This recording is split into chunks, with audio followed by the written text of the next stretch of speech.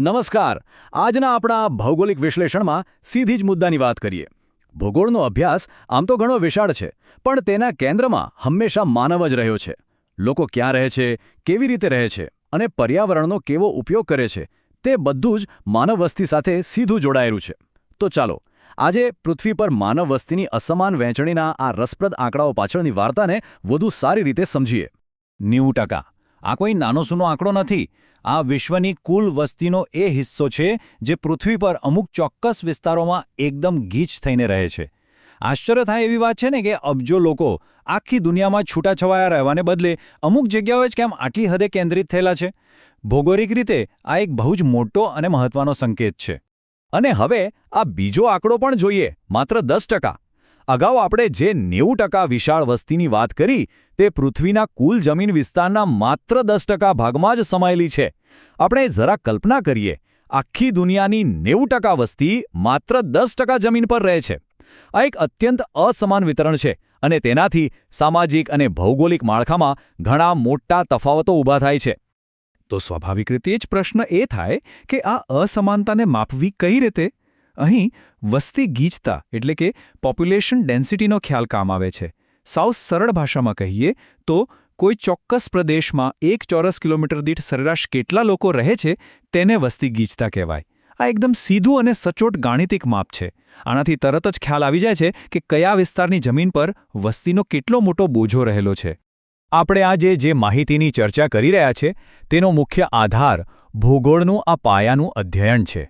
આ અભ્યાસ ખૂબ જ વૈજ્ઞાનિક રીતે આખી દુનિયાને અલગ અલગ ગીચતા ધરાવતા વિસ્તારોમાં વહેંચે છે. લોકોની રહેણીકરણી અને સંસાધનોના ઉપયોગના આધારે આ વર્ગીકરણ કરવામાં આવ્યું છે. અને આ સ્પષ્ટપણે બતાવે છે કે લોકો અમુક જ જગ્યાએ કેમ વસે છે એ માત્ર કોઈ સંયોગ નથી, પણ તેની પાછળ નક્કર ભૌગોલિક કારણો રહેલા છે. તો ચાલો હવે એ જોઈએ કે ગીચ વસ્તી ધરાવતા એ 4 મુખ્ય પ્રદેશો કયા છે જ્યાં માનવ વસ્તી સૌથી વધુ કેન્દ્રિત છે. આ દસ્તાવેજ મુજબ દુનિયામાં મુખ્યત્વે 4 એવા પ્રદેશો છે જ્યાં વસ્તીનો સૌથી મોટો જમાવડો છે. પહેલો વિસ્તાર છે દક્ષિણ એશિયા, જેમાં આપણો દેશ Bharat, Bangladesh, Pakistan, Myanmar, Cambodia, Thailand અને શ્રીલંકા આવે છે. બીજો વિસ્તાર પૂર્વ એશિયા છે, જેમાં ચીન, જાપાન, કોરિયા અને ફિલિપિન્સ ટાપુઓનો સમાવેશ થાય છે. ત્રીજો વિસ્તાર પૂર્વ મધ્ય ઉત્તર અમેરિકા છે, એટલે કે કેનેડા અને અમેરિકાના ઉત્તર પૂર્વના અમુક ભાગો. અને ચોથો વિસ્તાર છે પશ્ચિમ યુરોપ, જ્યાં યુકે, જર્મની અને ફ્રાન્સ આવેલા છે. આખી દુનિયાની મોટાભાગની માનવજાત બસ આ જ 4 ભૌગોલિક ખૂણાઓમાં સમાયેલી છે. હા, આલેખ જોઈને તો ખરેખર નવાઈ લાગશે. હમણાં જે 4 પ્રદેશોની વાત કરી તેમાંથી માત્ર 2 પ્રદેશો, દક્ષિણ એશિયા અને પૂર્વ એશિયા, આ બંનેને ભેગા કરીએ તો તેમાં દુનિયાની અડધા કરતાં પણ વધારે વસ્તી રહે છે. એક તરફ બાકીની આખી દુનિયા અને બીજી તરફ માત્ર આ 2 એશિયન પ્રદેશો. વૈશ્વિક વસ્તીના કેન્દ્રીકરણનું આનાથી મોટું અને સ્પષ્ટ ઉદાહરણ બીજું કોઈ હોય જ ન શકે. આ હકીકતની ગંભીરતા સમજવા માટે આ નોંધપાત્ર બાબત પર ધ્યાન આપવા જેવું છે.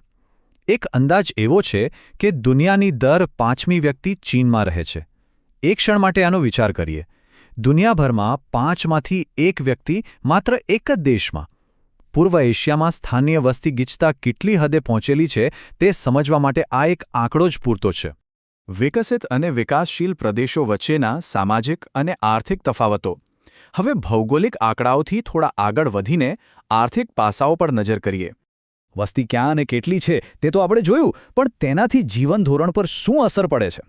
અહીં 2 અલગ અલગ વાસ્તવિકતાઓ જોવા મળે છે. ઉત્તર અમેરિકા અને પશ્ચિમ યુરોપના વિસ્તારોમાં વસ્તી ભલે ઓછી છે, પણ ત્યાં અદ્યતન ટેકનોલોજી અને માથાદીઠ આવક ખૂબ ઊંચી છે. જ્યારે બીજી તરફ દક્ષિણ અને પૂર્વ એશિયાના વિકાસશીલ દેશો છે જ્યાં વસ્તીનો એટલો મોટો બોજો છે કે તેની સીધી અસર સાક્ષરતા દર અને આર્થિક વિકાસ પર પડે છે. મતલબ કે ગીચતા માત્ર આંકડો નથી, તે સીધી જ લોકોના ભવિષ્ય સાથે જોડાયેલી છે. વૈશ્વિક ગીચતાનું અંતિમ ચિત્ર. ચાલો હવે આખી દુનિયાના નકશાને ધ્યાનમાં રાખીને ખંડો વચ્ચેના આત્યંતિક તફાવતોને સમજીએ. અહીં 2 એકદમ વિરોધાભાસી ચિત્રો ઊભા થાય છે. એક તરફ છે એશિયા, જે દુનિયામાં સૌથી વધુ વસ્તી અને સૌથી વધુ ગીચતા ધરાવતો ખંડ છે. અને તેની બરાબર સામે છે ઓસ્ટ્રેલિયા, જેની વસ્તી ગીચતા સાવ એટલે સાવ ઓછી છે. એક જ પૃથ્વી પર આવા 2 અંતિમો જોવા મળે છે. પ્રકૃતિ, આબોહવા અને માણસને રહેવા માટે કઈ જગ્યા વધુ અનુકૂળ આવે છે તેની આ એક બહુ જ અદ્ભુત ભૌગોલિક વાર્તા છે. તો આ સમગ્ર ભૌગોલિક વિશ્લેષણના અંતે એક બહુ જ મોટો અને ગંભીર પ્રશ્ન ઊભો થાય છે. જો દુનિયાની વસ્તી આટલી હદે અસમાન રીતે વહેંચાયેલી રહેશે તો ભવિષ્યમાં વૈશ્વિક સંસાધનોનું સંતુલન કેવી રીતે જાળવવામાં આવશે? વધુ વસ્તીવાળા દેશોમાં જમીન અને પાણી ખૂટી રહ્યા છે અને ઓછી વસ્તીવાળી જગ્યાઓએ સંસાધનોનો પૂરો ઉપયોગ નથી થતો. આજના નીતિ ઘડવૈયાઓ અને ભવિષ્યની પેઢીઓએ આ સમીકરણ પર ખૂબ ગંભીરતાથી વિચાર કરવો જ પડશે. આજના આ વિશ્લેષણમાં જોડાવા બદલ ખૂબ ખૂબ આભાર. આશા છે કે આ માહિતીથી માનવ વસ્તીના આ જટિલ વિષયને સમજવામાં સરળતા રહી હશે. આવજો.